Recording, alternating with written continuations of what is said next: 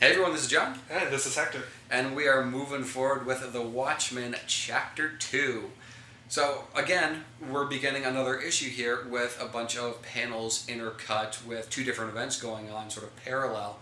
I want to take a second to address the sort of structure of the panels here, because I'm reading a lot of, modern comics, and even comic contemporary to The Watchmen. This is very structured. It's a 3x3 grid on a page, and you don't get a whole lot of panels that take up more than just that one block. And certainly panels that don't spill over onto other panels. It's very structured.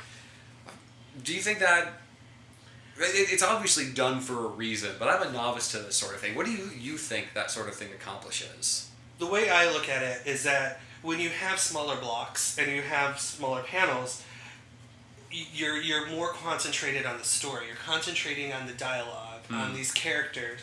When you have a larger splash, it's usually to make a statement like, oh my god, this is that. It's a blockbuster moment.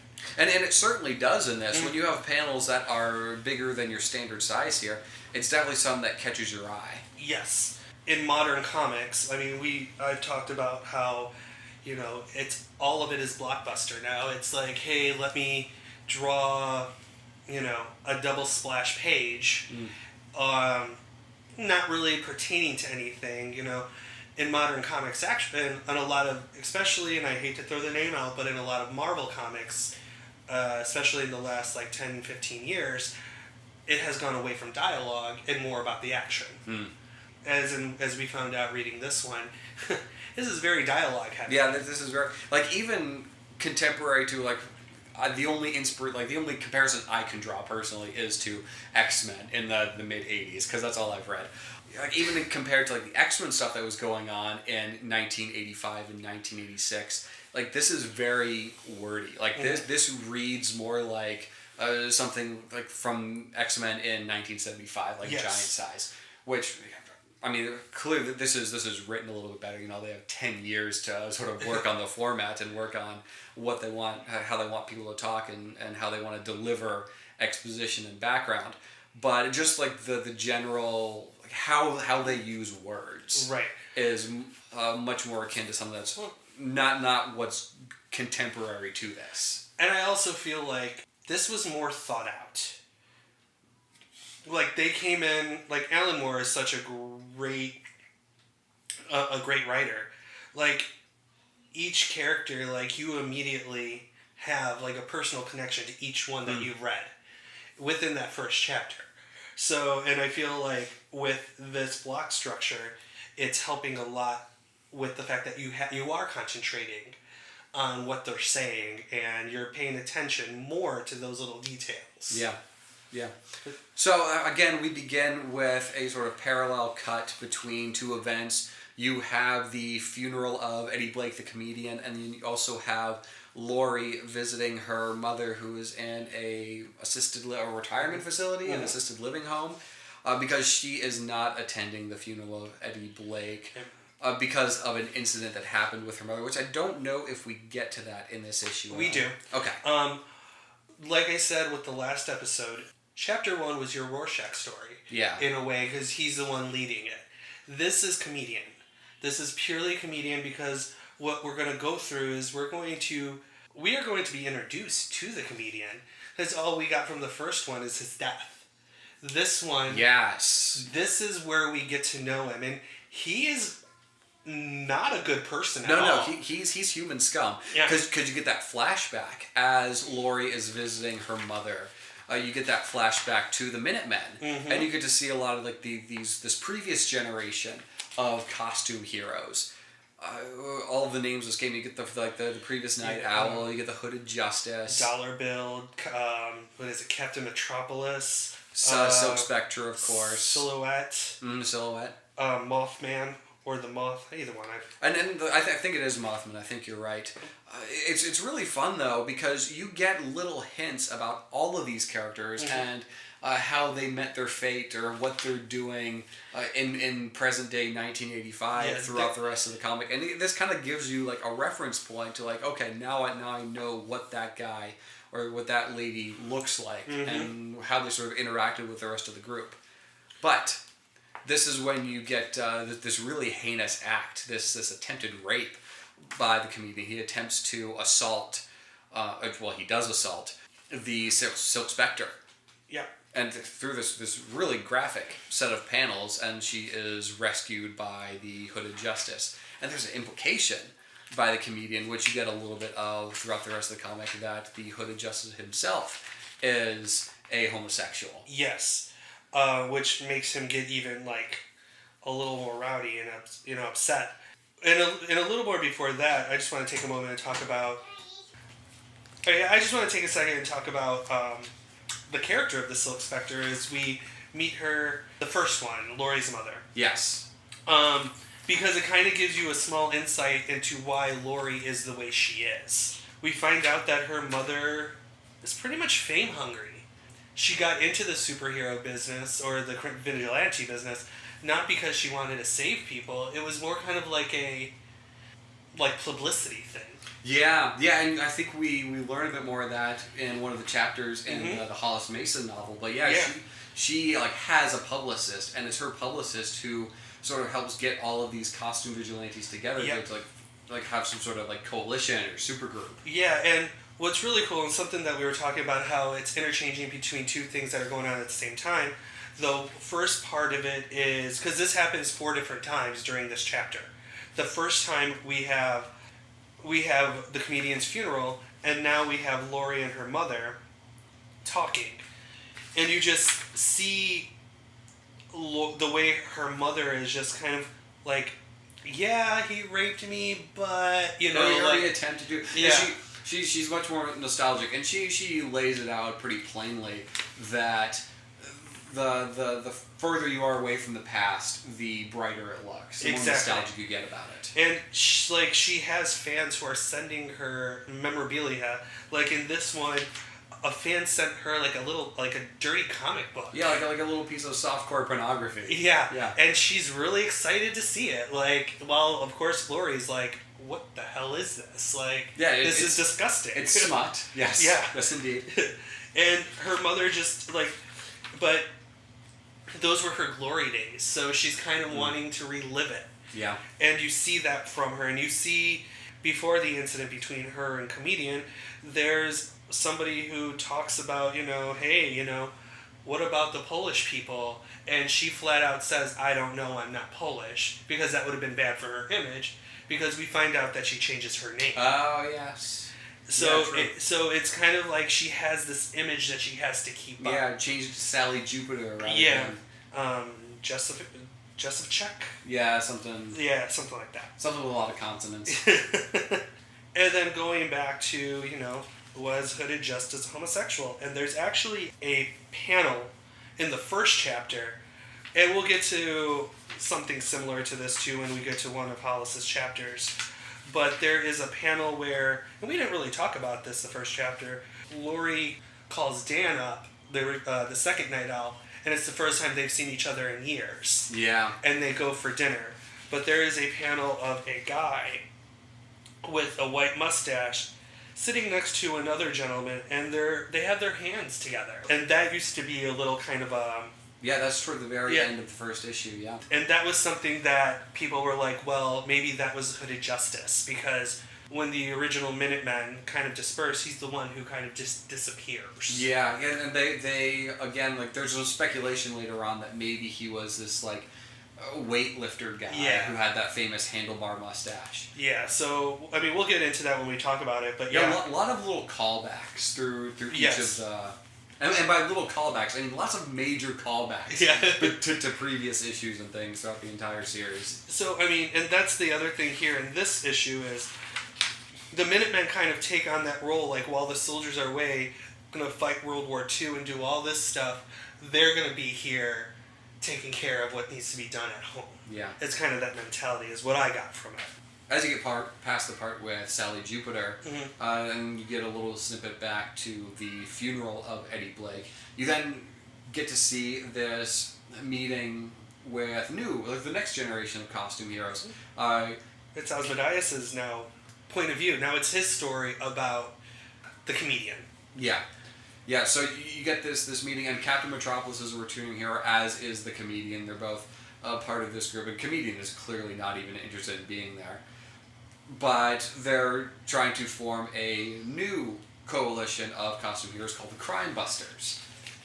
And the comedian, of course, has this very cynical outburst about the futility of the entire operation, or the entire effort to fight crime. Ends up burning a map and just casually strolling out after, very, very blatantly saying, like, what we're doing here is useless. But you do, like, see younger versions of characters who you're following through present day, 1985. You see a younger version of Rorschach and Dan Dreiberg, Night Owl. You see a younger version of Dr. Manhattan, who was fully clothed. We didn't even mention that he was, like, gigantic and naked before. I mean, he's naked. Well, by fully clothed, I mean he's wearing a leotard. Yes. But it is, it does goes to show, like, as we get further into this series, as you're looking back in time, you see him wearing more clothes, and, like, the fewer clothes he is wearing, the less connected he is to the world he's living in. Because he even makes a statement. He says something in one of the later chapters, like, these are useless to me because I'm not hot, I'm not cold. Yeah. I don't need the protection. Yeah. I have no use for modesty either. Yeah. But this is where you get the shift of Dr. Manhattan's view of the comedian. And you go through this whole sequence of the Vietnam War, or like just after the Vietnam War ends, with him and the comedian in Vietnam. Yeah, and once again, as we've said about other panels, and how it's kind of no holds bar here with the brutality and the violence, what goes on is, it's Vietnam. And this is where we were talking about where things are a little bit different, not really different in this world, in this reality. The Americans win the Vietnam War. Yeah, convincingly, because... Yep. You have Dr. Manhattan. Yep. Yes. Basically fighting the war for you. But they make it a point to, like, bring this character in who Edward Blake, the comedian, has impregnated, and she attacks him because he's going to abandon her, and he kills her in cold blood. And you start to see that disconnect, and he's wearing fewer clothes than he was in the meeting of the Crime Busters. You see that disconnect where Dr. Manhattan could have stopped him. That's something that Edward Blake points out, like, you could have stopped me, but you didn't, because you didn't really care about her. I don't know, I want to say, like, the comedian's almost like the master of the obvious. Like, he's telling you how it is. Like, everybody else is going to sugarcoat things, and he's that hard edge that's going to tell you no. Well, and there's also not much complexity to the things he's saying. Like, the world is a more complex place that he likes to present it as. He likes everything to be a punchline. Yes. Hence, Yeah, exactly. the name comedian. Right.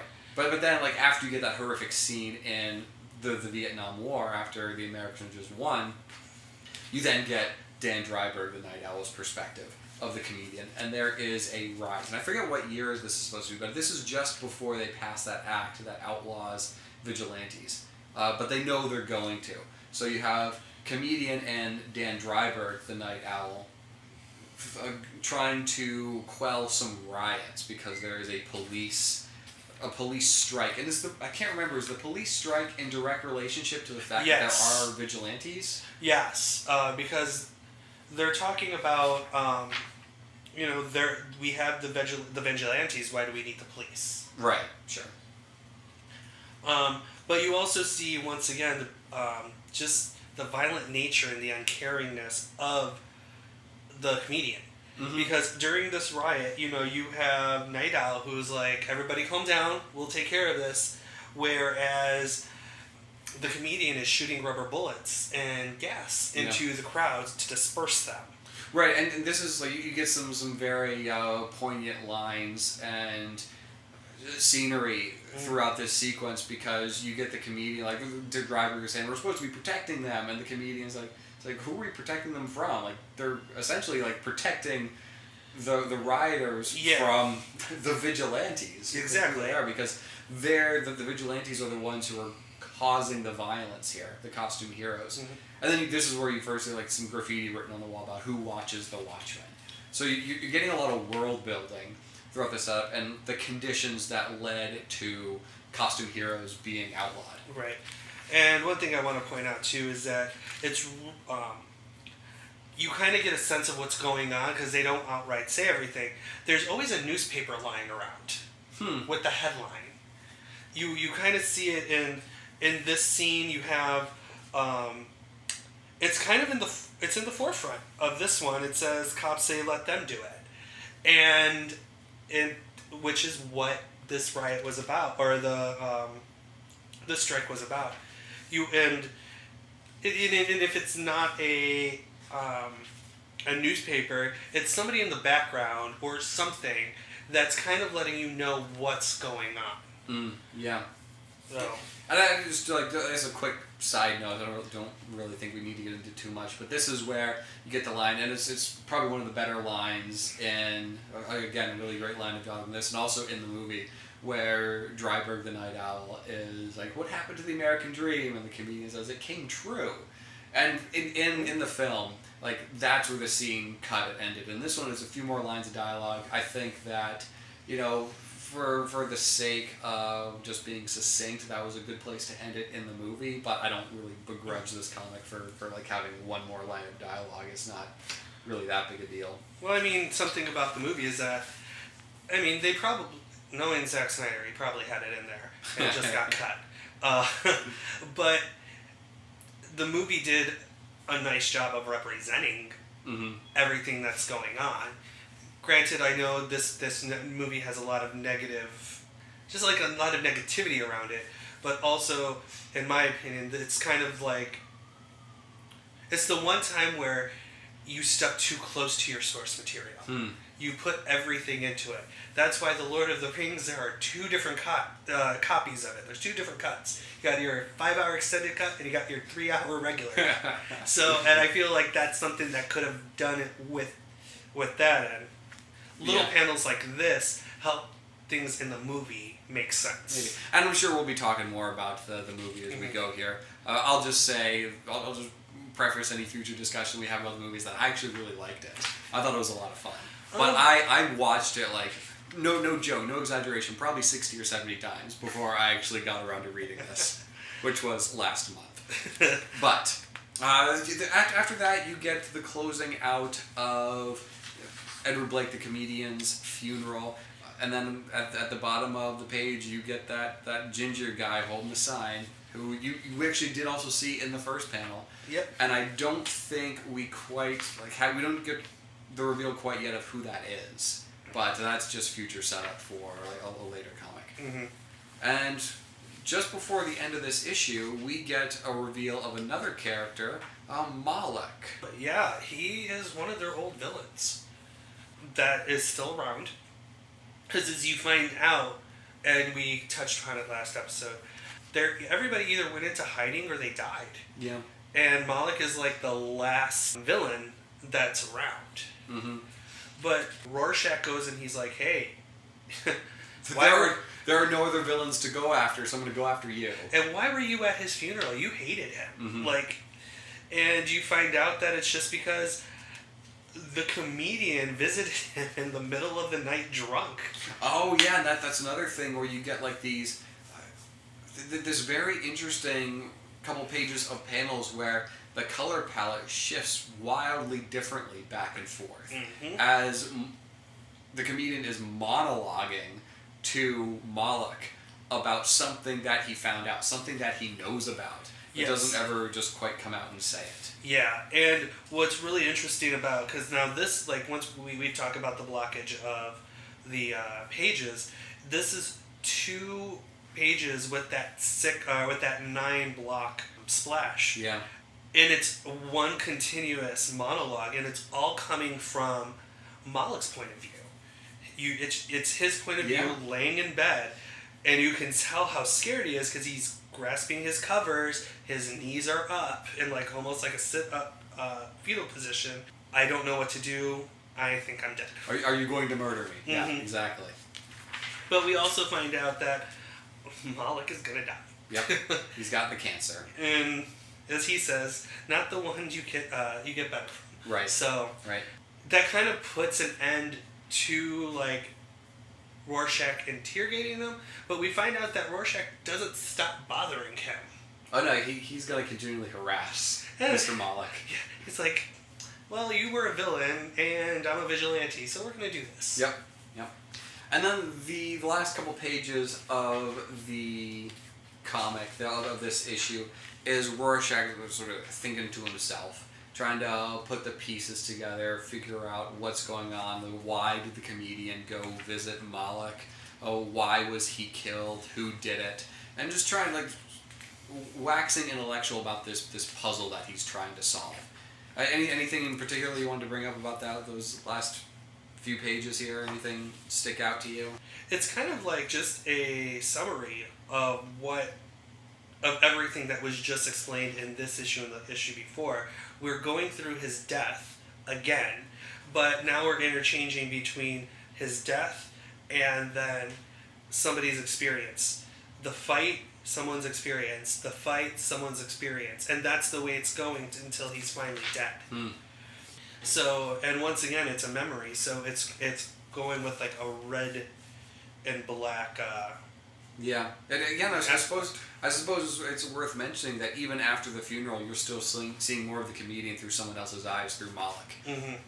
But yeah, and then we get another few pages of Under the Hood, the novel by Hollis Mason, and I can't remember. Is this the one? This is the one where where he's starting to talk about the formation and the sort of exploits. of the Minutemen. Right.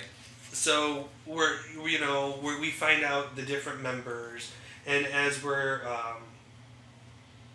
the different members and who they were and where they came from, we find out that Dollar Bill was just kind of like a, not really sort of crime fighter, but like a security guard for a bank that they just threw a costume on. That's right. Yeah, you find out that like as like a deterrent. Yeah, you find out that. People are more scared of a man in a costume than a dude with a gun. Exactly. And then you have, you find out that, like, the Mothman is, he's an alcoholic. And, you find these little things out at the very beginning that seem like, parts of their personality that just grow and takes over. So, and like I said, that was really interesting. Yeah, you really get to the sense of how these, like, they start out and then they just turn into these larger than life characters, or they don't really start out trying to be like these pillars of justice. Mm-hmm. A lot of them are just starting out to help, and then the costume becomes bigger than the actions of the people who wear them. Yeah. So, and like I said, then you find out then they just everybody kind of goes their own way, and the Minutemen are done, and that's where that one ends. Yeah. As the next chapter is where we get more into what happened to all of them and the formation of the new ones. Which is something that we should address on the next show. Yeah.